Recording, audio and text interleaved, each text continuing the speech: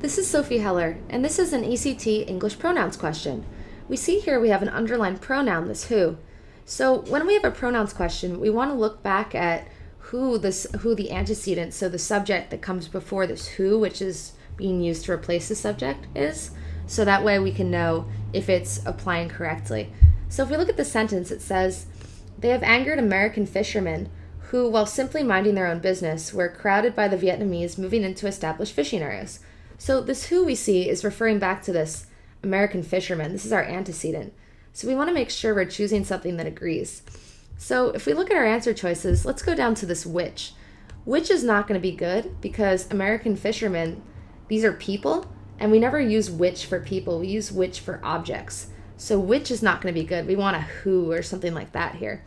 Let's look at 3. We have whom. So whom, it's good because it is used for people, but it functions as an object. So American fishermen simply minding their own business. So these American fishermen are doing the action of minding their own business, and they also are acted on by this were crowded. So whom would only work here if we had an additional subject added right here before this while that's acting on the American fishermen. But since they themselves are doing the action of minding their own business, we don't want to use this whom, which is for objects when we have a different subject. If we were to just take out this who altogether, we'd have no way to connect this descriptive clause while simply minding their own business. It would say, they have angered American fishermen while simply minding their own business. It sounds more like that this simply minding their own business applies back to they, which is the Vietnamese fishermen, but we want this while simply minding their own business to apply back to the American fishermen, which is why we need a connecting pronoun.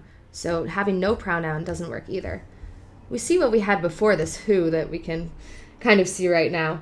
It was correct because American fishermen, they're people, so we want a who, and it's the subject of this clause. They are the ones minding their own business. So who was the right answer. So choice number 1 is going to be correct.